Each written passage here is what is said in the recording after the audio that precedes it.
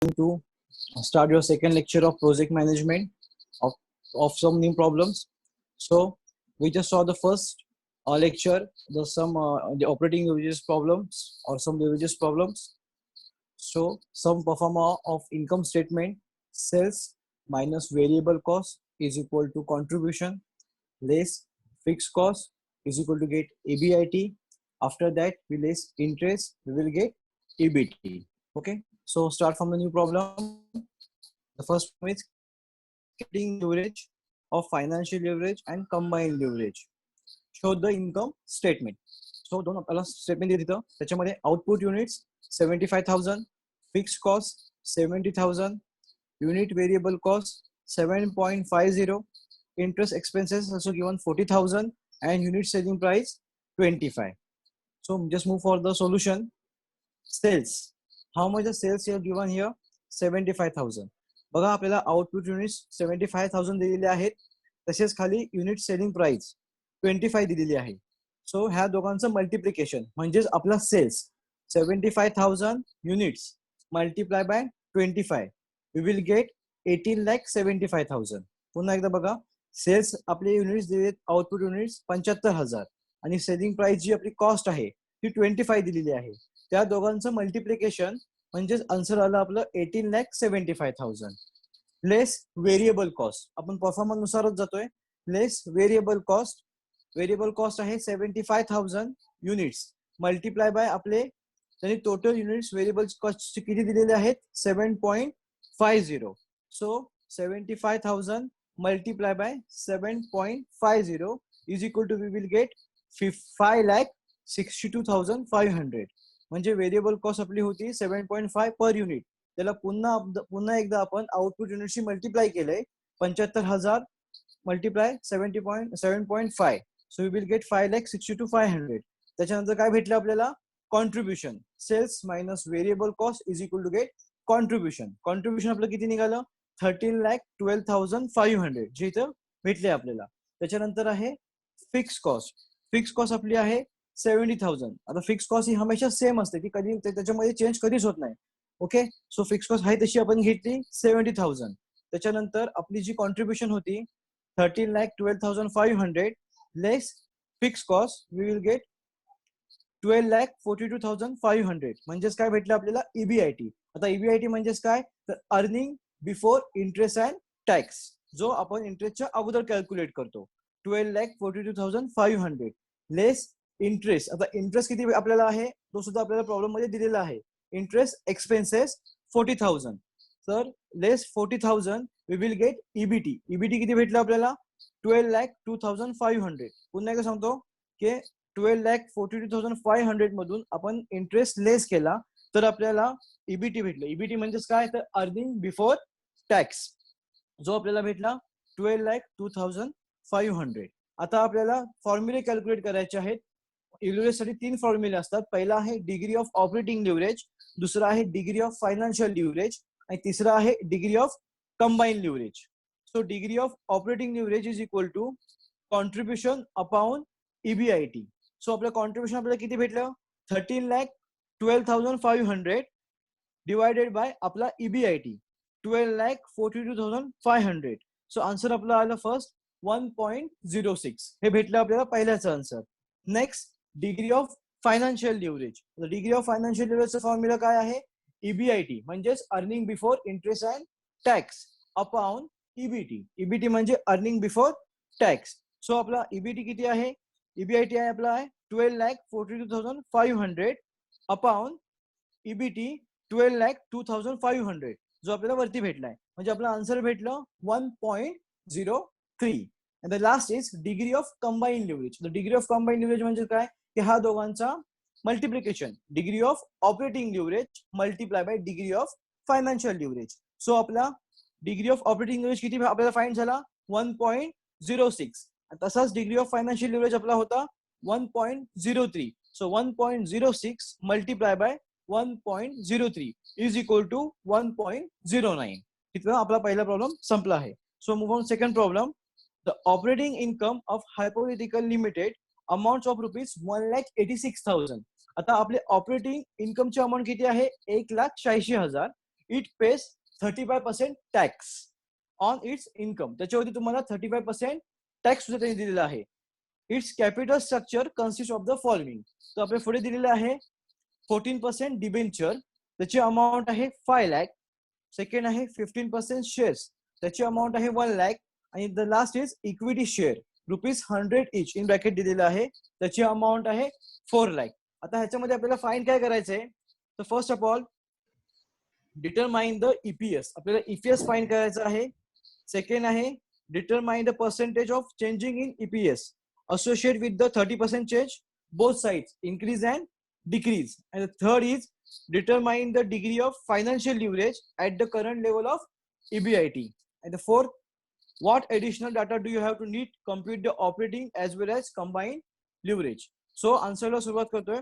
आपला EBIT, आता EBIT आपल्याला प्रॉब्लेम मध्येच दिलेला आहे की the operating income hypothetical limited amount 1,86,000. म्हणजेच काय की आपला ऑपरेटिंग इन्कम तोच आपला EBIT आहे.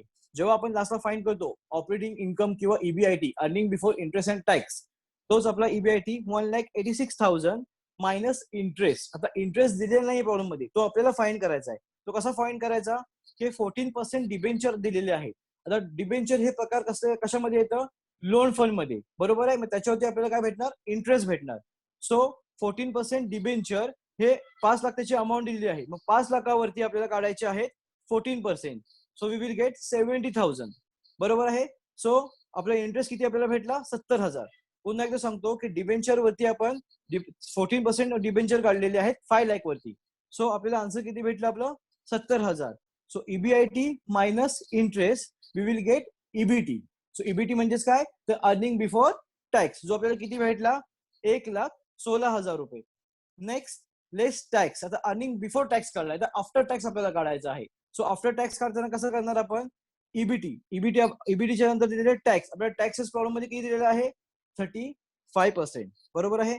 मग हा 35% आपल्याला उर्वरित जी रक्कम आहे किंवा जी रिमेनिंग आपली रक्कम आहे त्याच्यावरती काढायचं आहे 1,16,000 वरती. सो 1,16,000 इथे दाखवले बघा मी, 1,16,000 मल्टिप्लाय बाय 35%, किती भेटला आन्सर आपल्याला 40,600.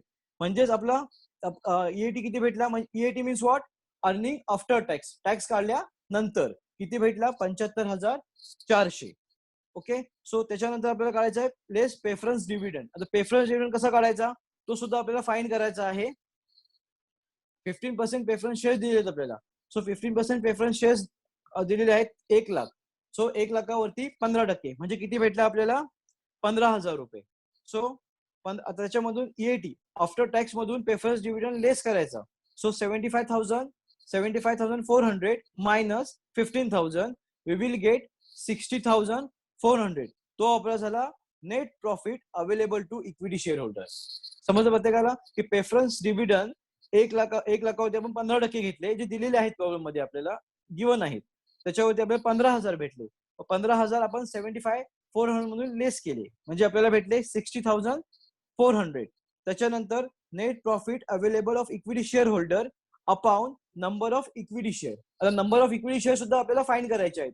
ते बघा आपल्याला आयटम नंबर 3 दिलेला आहे, इक्विटी शेअर ₹100 इच. मध्ये एक इक्विटी शेअरची प्राइस किती आहे, 100. आणि टोटल किती दिले, 4 lakh. So 4 lakh upon 100 we will get here answer 4,000. So number of equity per share किती भेटली, 4,000. So 60,400 divided by 4,000.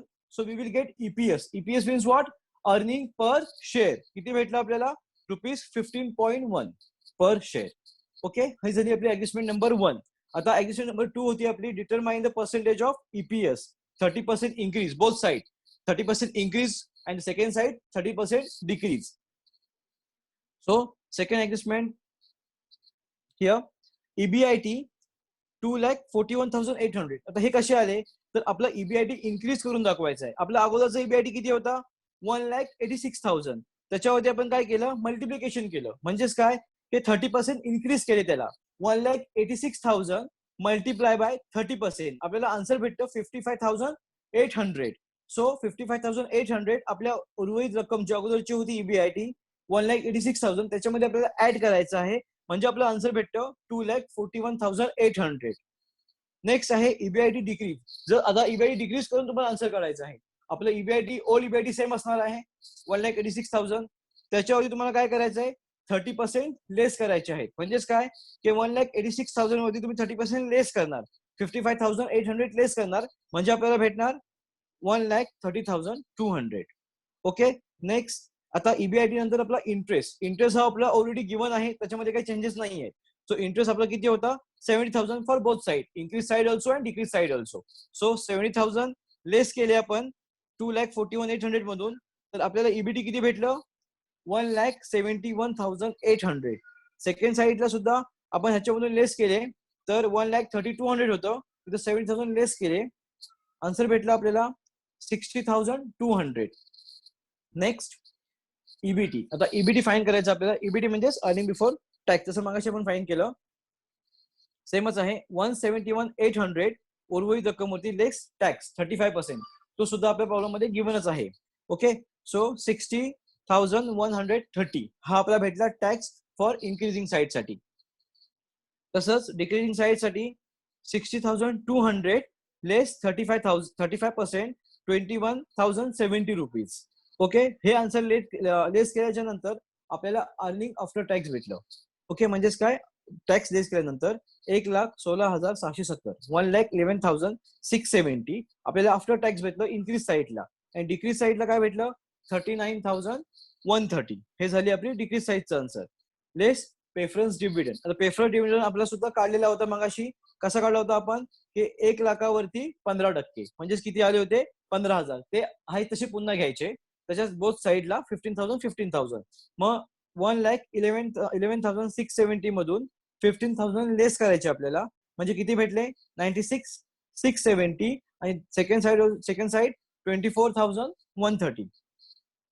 नंतर equity share holder dividend fund, म्हणजेच काय इक्विटी शेअर पर शेअर काढायचे. मग सारखीच 4,000 जसे आपण मगाशी वरती काढलेले होते, आपल्याला दिलेले आहेत प्रॉब्लेम मध्ये वरती की इक्विटी शेअर 100 इच, सेम की 4 lakh upon 100. So we will get 4,000 both side.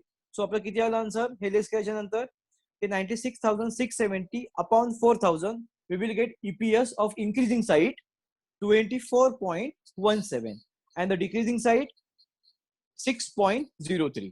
Okay. समजलं. त्याच्यानंतर आपल्याला आहे चेंजिंग इन ईपीएस. आता चेंजिंग इन ईपीएस कसं काढायचा ते सुद्धा दिलेलं आहे ह्याच्यामध्ये की आपल्याला जो आता नवीन ईपीएस आपल्याला भेटला, किती भेटला ईपीएस आपला नवीन 24.17 मायनस आपला ओल्ड ईपीएस 15.1 पर शेअर, जो इथे वरती आपण काढला.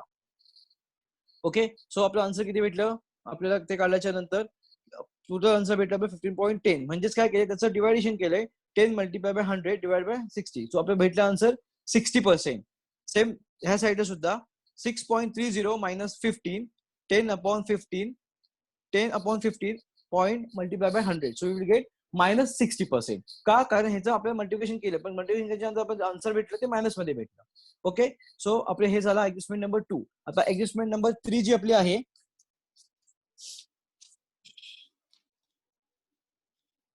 determine the degree of the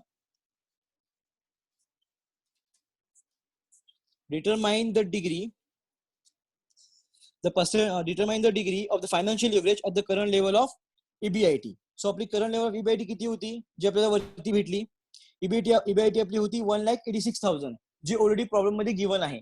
less EBT आपण फाईन केली. किती EBT आपण फाईन केली EBT फाईन केली 12,02,500. Sorry 1,60,000. So 1,86,000 upon 1,16,000 we will get 1.60. आणि आपली जी ऍडजस्टमेंट नंबर डी आहे आय मीन 4 आहे, what additional data of you need of compute operating as well as combined leverage. So त्याचा आन्सर आहे इन ऑर्डर टू कॅल्क्युलेट. आता आपण काय केलं order to calculate operating leverage we are required contribution. आपल्याला आणखी त्याच्यामध्ये कॉन्ट्रीब्युशन पाहिजे जेणेकरून बोथ साइडचे जे आन्सर आहे ते आपल्याला पॉझिटिव्ह भेटू शकतं. Okay. So problem number 3, the following are the operating result of the firm. काय दिलेलं आहे आपल्याला ह्याच्यामध्ये सेल दिलेला आहे 25,000, इंटरेस्ट पर एनम दिलेला आहे 30,000, सेलिंग प्राइस पर युनिट दिलेली आहे आपल्याला 24, टॅक्स रेट आहे 50%, व्हेरिएबल कॉस्ट पर युनिट आहे 16, नंबर ऑफ इक्विटी शेअर आहे 10,000 and the last fix cost आहे आपली 80,000 पर एनम म्हणजे पर इयर. काय कॅल्क्युलेट करायचं याच्यामध्ये आपल्याला तर ब्रेक इव्हन सेल्स, सेकंड आहे earning before interest and tax, जो आपण कॅल्क्युलेट करतो EBIT, that's called. And the third is earning before share.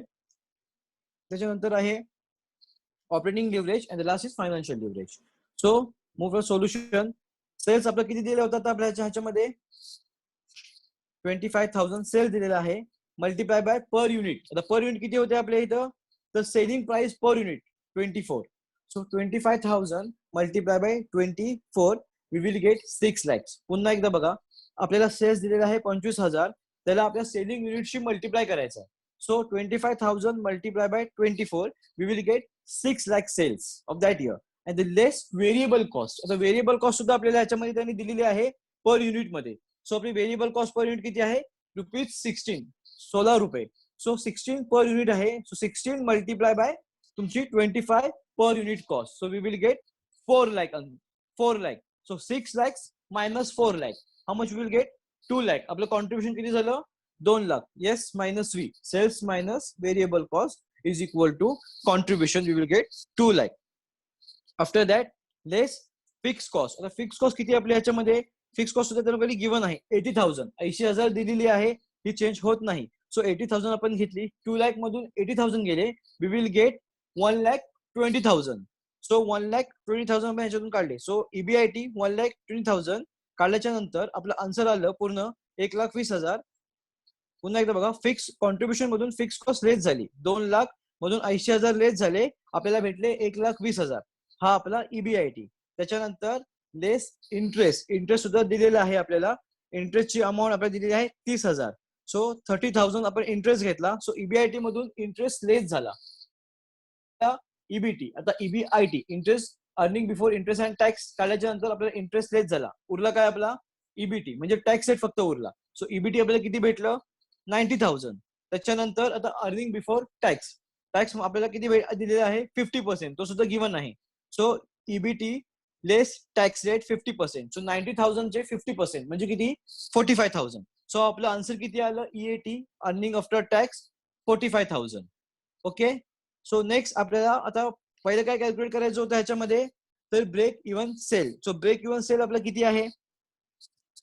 जो आपल्याला भेटलाय सगळ्यात पहिला फॉर्म्युला बघा ब्रेक इव्हन सेलचा, की फिक्स कॉस्ट अपॉन कॉन्ट्रीब्युशन पर युनिट. आता आपली फिक्स कॉस्ट किती होती? तर 80,000 आपल्या ऑलरेडी ती क्वेश्चन मध्ये दिलेलीच आहे. आणि कॉन्ट्रीब्युशन पर युनिट. आता कॉन्ट्रीब्युशन पर युनिट कॉस्ट किती आपली भेटली? पूर्ण केली तर आपण कॉन्ट्रीब्युशन पर युनिट भेटली आपल्याला. कशी काढायची ती? 2 लाख अपॉन 25,000 आपल्याला किती भेटली? 8. म्हणजे आपलं आन्सर किती आलं? 10,000 युनिट्स.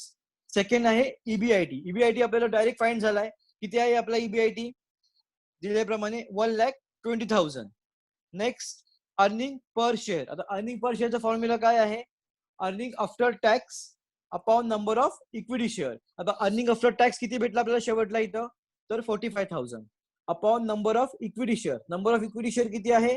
तर 1,000. प्रत्येक याचं इक्विटी शेअर आपण घेतले तर ऍज अ 1,000. सो किती आलं आपलं answer? 10,000. 45,000 upon 10,000 we will get 4.0.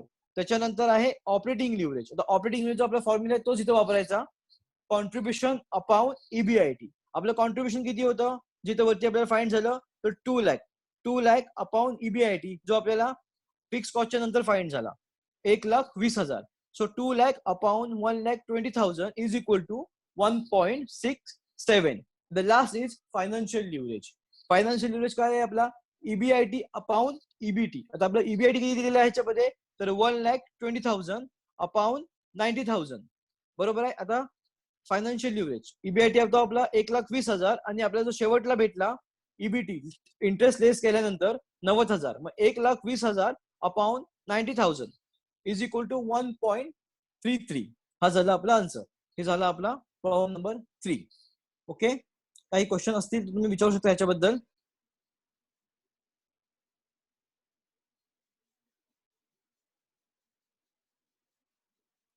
Okay, so lecture is over. Thank you.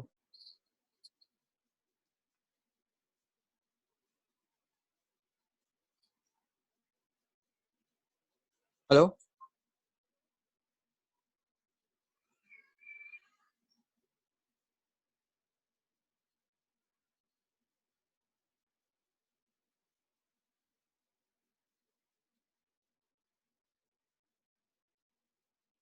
Hello.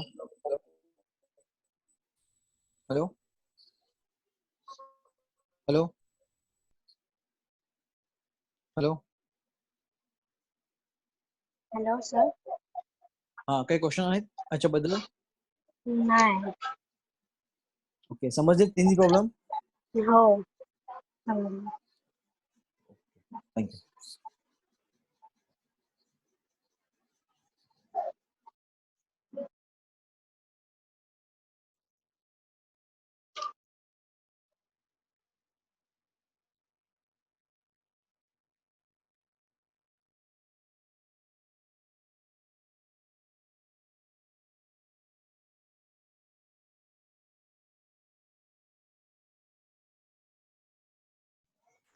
Hello, सगळ्यांनी प्रॉब्लेम विचारा आणि एक्झिट करा.